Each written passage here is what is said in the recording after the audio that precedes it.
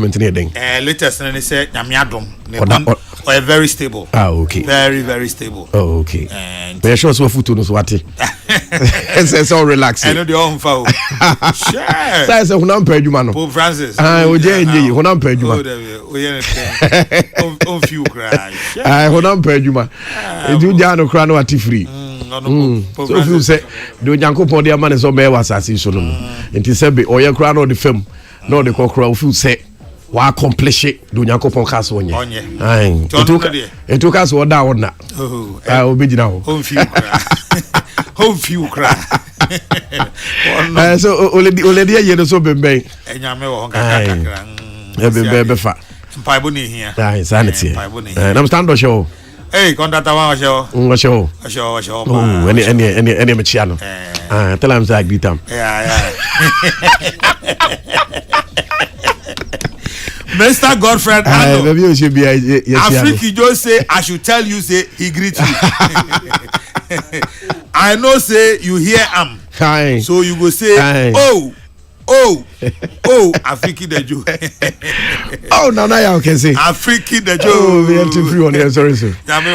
Peace 104.3 no pension fantasy more day and farmer glyco 7 can say sanche share did this you know the boy said be obetumi engine now so papa the kind hey glyco family life comprehensive plan no we nipa said they be american and say ebedu baby no na wo sika wa hoden wo pusu anache se pusu kama nenso ebedu baby na bi ahoden so ate glyco so bra se be obetumi wan hyehye na afei sa ahoden so tepe no wa mo bounce back no sampa wo gina na so papa glyco savings plan no so de simple krade wo mu ene se ebia na wo dream house wo dream car wo dream land bi apesa wo to dachi bia glyco so bro no be hyehye time no be so no de sika na maw na afu akwa gina se bia Isle go down na person koton a na wakwa koton seka na person koton na wakwa koton sasase na person koton a na wakwa koton glyco bebu asere bia obetumi ato na fi glyco say glyco educational endowment plan there said they bia make Ghana 8 years kra na certificate sanse uni bia waso ebetumi aye papa enti o man e ko school o mo e konon person omunya certificate bia ebedu ba bi na hoode no enhye da edi ho glyco say bra ono be chance hye no enti sa hoode no so te say pese kim na glyco age na o metumi aye aboa said be amana betumi akọ school glyco funeral plan no bia na wadi na wonka bi nhemu hu se wonka bi enhemu afobo se bia adofo maame na so papa na se unia na bia na wato otopebo se sika de koye yi no nyame ene ne krani no asutumi ahye Nti glyco zebra obo no be hyehye ti time no bedu no pepepe no discount amount na watumi akwakoye eyi no glyco life edidaso and more edidaso plan de adwuma wo ye ne yeketo bi ahode no enhyeda enisro e bia na otonsu e bia na tomato so pese otre wadwuma nim glyco zebra no no ye hyehye na time no be so no discount amount no watumi abie anaso watumi atre wadwuma nim wanhwe now do any ache banga one share interest on beje no waso ebetumi aye papa anti glyco say na no pay friend no 0302 218500 glyco say we cushion you for life MTN say cash me so simple the obey said obeko my momo app no okope na wadi so na afo click cash me no cash me dey ne say ebia na me upesika e dey free me ho and once obesane cash me nti notification ne ba ubo so na hweda mo so wampa dache hinima so hia sika de botom nye afo bu number bo ne say pa na fisika na badachi wallet mu no age e dey agu ne botom so simple MTN no se ba bia obia no wone wo e na first bank say wo e na odi kan first bank or see you first enu nti say bia person ojisika and person mani sika e de ko Nigeria, Gambia, Liberia, Sierra Leone, Guinea, Kenya, Djibouti, Zambia, e Zimbabwe, mesere wada wo mu yusu paps HS obetumi aboa na afotumi transfer sika no and obetumi akashi sika na de efro wo hu yan say obako bi account bia e wo first bank ko do opels o mi pesika bia de free Nigeria eti mesere mo adamu mo am mesere bia msabetumi aka wo sabeto pepe na fisika na ba begu account bi HS wo hu sampa ugina na so papa peti na no pay ko sere bia first bank ebetumi tutu sampa wo and now your first meeting the next approximate I don't pay me kwam na mo abenda chekene ene dia agudi hu sebe de bere etie for danko ku yabu ani madu bongo di fara ana Africa ku sapon sa akode ebu echi do me ne anope so shen na say na ye de ani echemu ewo Bundesliga no emu na nyame eya atuma ne match ba ko edi kan ate ato form 7:30 Stuttgart womo ene Bayern Munich ene de epim so na fe echina au be lies be kan man so 5.230 sabre krona no na Heidenheim any Borussia Mönchengladbach enso ɛbɔ Werder Bremen any Wolfsburg ɛbɛbɔ Bochum any Hoffenheim ɛbɔ St. Pauli any Borussia Dortmund enso ɛbɛpem so Eintracht Frankfurt any Bayer Leverkusen sa game no 5:30 kwesiada Union Berlin any Holstein Kiel ɛbɔ no 2:30 4:30 no Augsburg any Freiburg ɛbɛbɔ na yɛde ani adi kyerɛ mu ɛwɔ Italian Serie A no enso emu a ɛnɛ match baako ɛtɔ nwumire ya 7:45 Fiorentina any Lecce ɛbɛbɔ ɛkyɛmeme 2 p.m. Atalanta ne Venezia 5 p.m. Napoli any Inter Milan ɛbɛbɔ 7:45 ɛkyena Udinese any Parma ɛbɔ kwesiada 11:30 yɛsum nyame ne bi gyina agoprama so Monza any Torino ɛbɔ 2 p.m. ɛno anopadeɛ no 11:30 na afei 2 p.m. Bologna ne Cagliari Calcio ɛbɛbɔ Genoa any Empoli ɛnso ɛde Kenya mu de tenten ɛwɔ Roma any Como ɛbɔ 5 p.m. na afei 7:45 AC Milan any Lazio ɛnso ɛde Kenya mu ɛno any match sɛ totwa ɛwɔ Italy abɔnte so yɛde ani ɛde kyɛ mu ɛwɔ La Liga no aso yɛn so a Real Valladolid wɔn any Las Palmas ɛde pem so ɛnɛ anwumire 8 p.m. na afei 1 p.m. Girona any Celta Vigo ɛbɔ na 3:15 Rayo Vallecano any Sevilla ɛde bɛpem so 5:30 Real Betis any Real Madrid ɛde bɛpem so Atletico Madrid any Athletic Bilbao Inaki Williams any Nua Nico ɛbɛkyerɛ mu abɔ 8 p.m. ɛna game no ɛba so ɛno kwesiada matches ɛtɔ no enso any 1 p.m.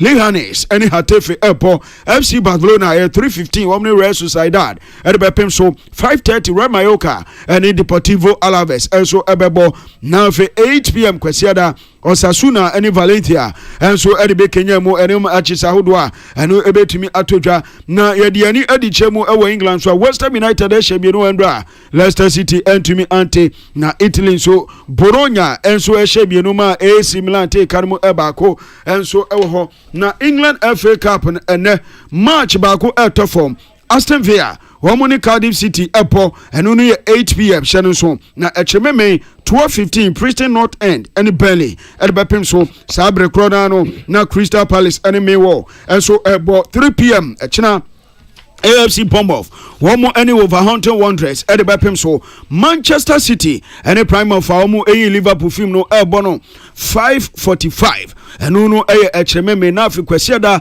1:45 Newcastle United and a Brighton and Hove Albion at the Bepim so now for 4:30 kwesiada no Manchester United and Fulham and so at the Bepim so now for Nedwada so Nottingham Forest and Ipswich Town. Je kuso the foreign ted beton samede ma etif out down when he had a Manchester United as see there Abrante had the thing at Rashford or no there na Manchester United no one more encounter brim no started say what boy Eddie Amomo young brim no had what boy Eddie Amomo no we no sabi senior side boy will be him so Manchester United boy pa na so dia betu dia say kwan Manchester United for the na faso no wadi atum say your man ensheda enkwenti saa ni loan no ko boy Eddie ama Aston Villa no boy wie pepepe obesle sempedifo nya ne kwan kran na afi ombo permanently hefa ma Aston Villa de ho sebe de ema etiefo na Liverpool henso da ba betu dia say Newcastle omo striker ni de Alexander Isak Abrante 25-year-old boy modern boy eso ani o man tene to me ekasa papa Liverpool dia ba betu dia so omo kwa kotono na wa bebo Eddie ama Liverpool Manchester United for dia betu dia say Rasmus Hojlund I no e striker de embo mom kotono free Atlanta no Manchester so omo say be pamono his answer the modern boy ensheda enso any Chelsea Eddie ba betu dia say Germany ni Abrante Ausia kan Edema Dortmund Borussia Dortmund and the Karim Adeyemi ne modern boy eso any papa mre bi watch Chelsea bomo e ma Chelsea YouTube sam pa wujina na so Chelsea so omo ko peti sika better to 1 point 37.1 million pounds Eddie akwa kotono mo ababe jinimo sia kan Eddie ama Chelsea na fi Bayern Munich for so da betu bia say Joshua Kimmich sisi wa na adwene so ya isem wo we the 30 years Bayern Munich for imagine say on person o extend the contract Eddie man and so ne no ka we ade be chi no ka sem foforo and to Bayern Munich say contract o mo de command no ma sa withdraw o ma contract ne be free ni se ba ka che say masa concept na wo ye no etinya de no ebedi dwa Barcelona so da betu bia say Portugal o mo ewen ga usia kan Eddie ma AC Milan bobo kwa ni ding Eddie Rafael Leao the modern boy eso any papa Barcelona for da betu just say AC Milan for Jane dia on beje no akọbọ Eddie ama AC Milan Eddie ama Barcelona ye de won se be de ema etie for La Liga president Tebas and what didn't say be atuja was say what nani atoto for more who say Man City for any ate papa na Man City for SC4 and until wakosa ma homo Eddie akwa European Commission say the Man City nenye Man City ahye wo adwumako bebre na omo koto player bia na o ma hye na akoma sa adwumako we na adwumako na kwa kotua sika no de akoma player na cheso maje etuman ye Man City etumi to player bia omo epe etu omo transfer hu se enye sa na te enta se bia ukoto player se bia Real Madrid omo koto player Real Madrid for conference mu NSS free ba eti e ba se be check Real Madrid se bia mudi sika boroso ana se bia sika no so kra na kwa mo fa so abudi tutua na hye da amfa na omo hu na nso City de omo tumi to player at any time say omo de by problem your friends omo bills nyina na koma other companies I just omo nyina aye City for no etu ofi so sa no man de enhyeda entwa yinto akọ report e de ama European Commission so omo hwem se de bia no kre ne betumi ada di no bia unsampa fairness no e yade eye adwuma e wo football mu Jean-Pierre ne enchemu our Ruud van Nistelrooy wono ena coach Adama Leicester City Bobo Kono ananui eno kofa baye ene ono ani jejereje ewo ho na owo Manchester United no se yemfa team no ema no bebo adwuma afei wokoso Leicester City mo otwefa no bua ene aye ni na agiegu na wode nsem atutwa edefa endra game a wo mo eboy against West Ham United eno ho yenti no. No, but of course, if you play like this in the first half, you're not going to score. We're not even close scoring. And the second half, we were much closer to score. At least you give yourself an opportunity. We're higher on the pitch. We win balls higher on the pitch, and you get second balls and crosses and corners and free kicks. So at least you give yourself an opportunity to score. Peace FM. Ruud van Nistelrooy Dutch international formally and Tene Kano ne afia ni enchemo our Ghana Boxing Federation president Ora Bernard Cote wono akasa de nsema tudwa HSE was a boxing ebe jan na so man kan mu ha ne atumi awini medals ahodo a was atumi enya proper foundation na o HSE proper foundation ebeba it should be solid sene ne ma betumi akonkan na o matumi enya na solid na ebe ne foundation nyina no afi o de asu mani say boxing league no homo any senate for akambomu a e wo bukom boxing arena hono niema ne hihye a e wo so no odi nchechemu emae. Yeah, can sponsor.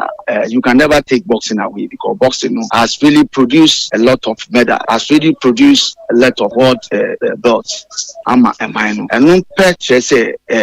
boxing can never be taken away. For this year, world champions. It is very key. Say, foundation supposed to be solid because foundation is solid. Who sit there, no matter what you do there, why it do be a better for. And to me to us.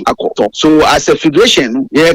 Boxing development in Ghana, we are the brain behind. That is, we are the institution mandated to see to the development of boxing in Ghana. So we have decided this particular year to make the foundation very strong. The boxing league said professional for but Ghana Boxing Federation is owned by the state. We are the people. The executive board has been elected to the state affairs of it. So we went into an agreement or partnership with the Sports Emporium, which is actually controlled by Senate. Now, to have a solid foundation of boxing, and agreement say we are going to start the league this particular year, coming months, so that we'll be able to hunt for talent. And hunting for talent, we have to build on them scientifically, so that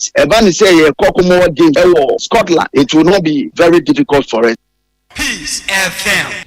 We ani samurani tiani bana kote president and Ghana Boxing Federation ya tene kana nwachi na watch sen shishaya wo mu asan aye hwese nyoma betumi akonkan ni se next year nyame eya aduma youth olympic no ebetumi akoso ewo eho na watch se ohwe a omekwa akopie mu ewo Senegal ama nyama etumi akonkan championship ni so san be peso ewo other regions ewo Ghana no matumi dia awante talent ama bona Ghana Boxing etumi akonkan.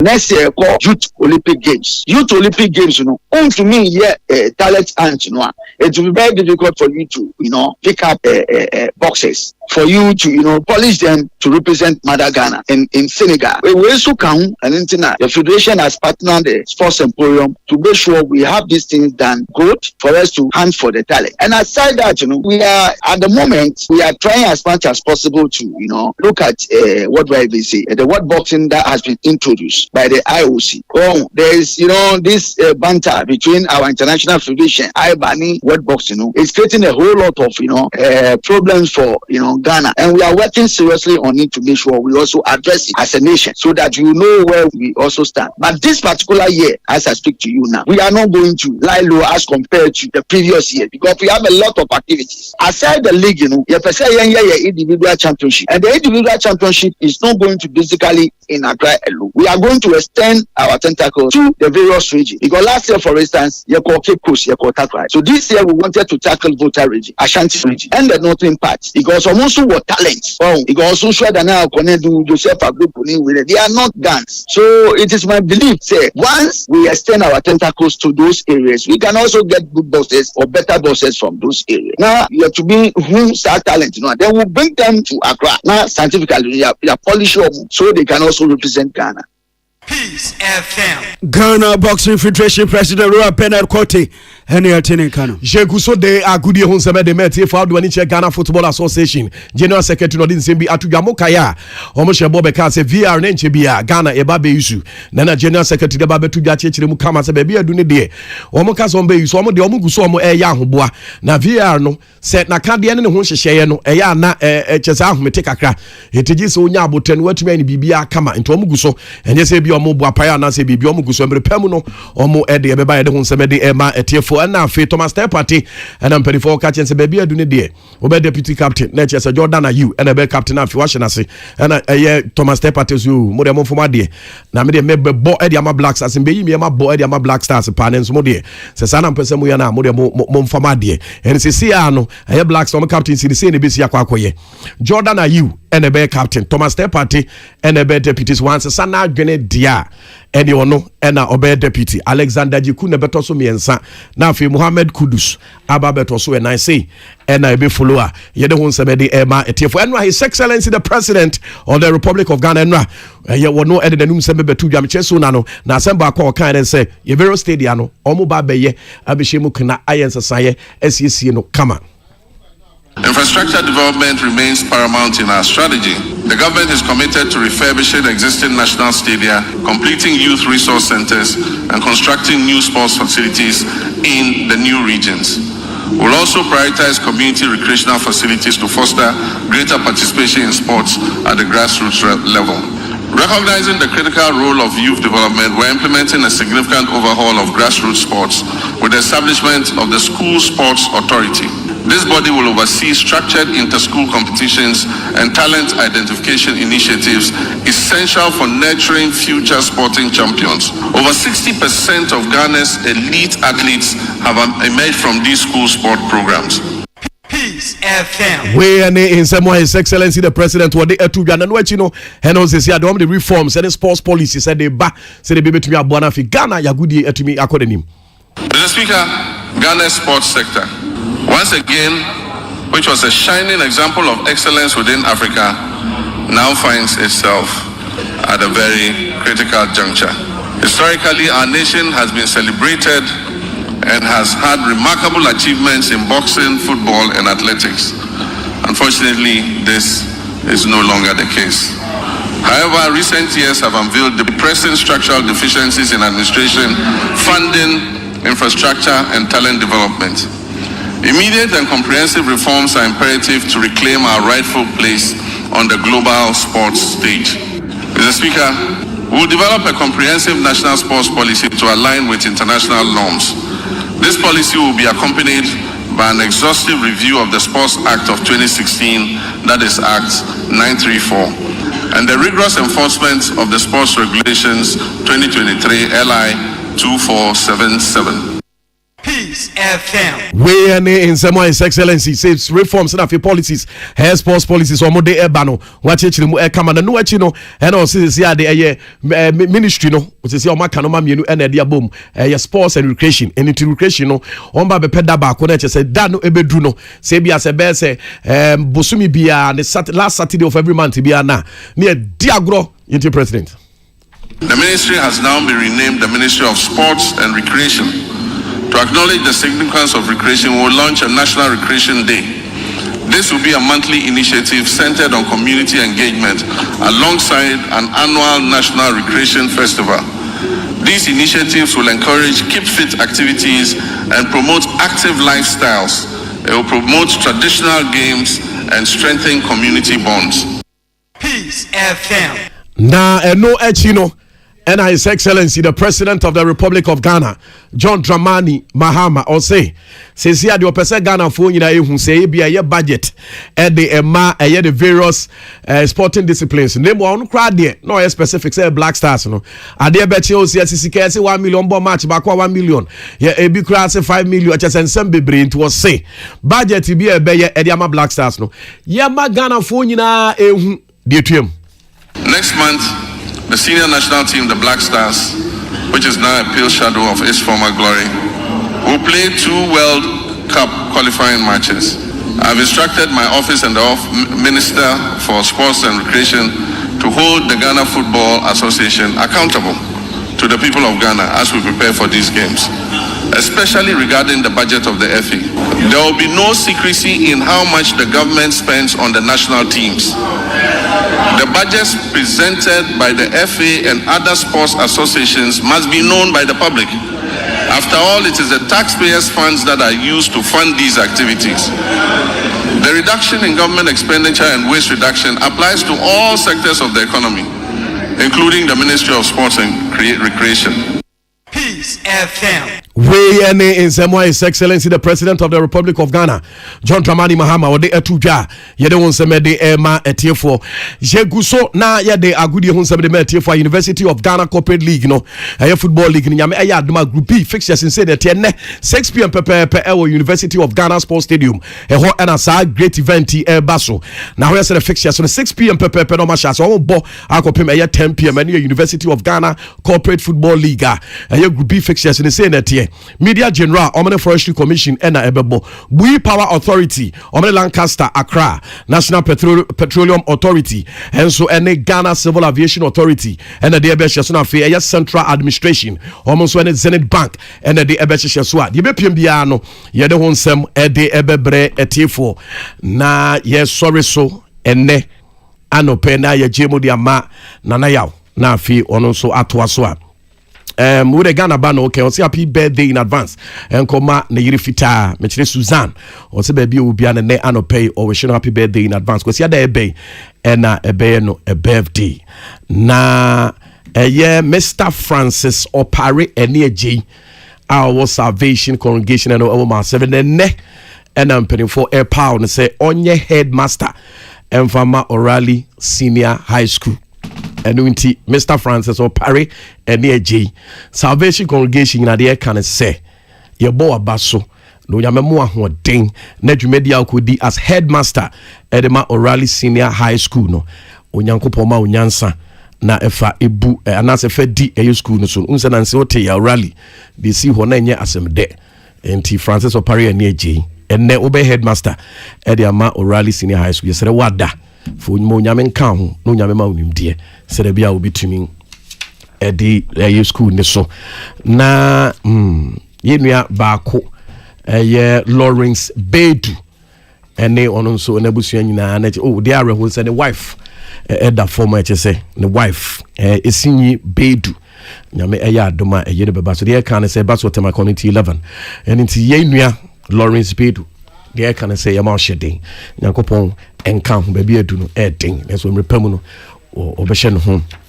animunya meeting the Ernest Bruce Smith and Pemne kwamna mo abenda chehine de agudi hu semede ebre etie for danko ku ebani ma bongo di fara ana fi kwakusa ponsa akodi so ebo ya chidom Ankrichi ana fi Mr. Ando Brawley ana fi Papti baby amuhye bia na no pay echiamo Peace FM.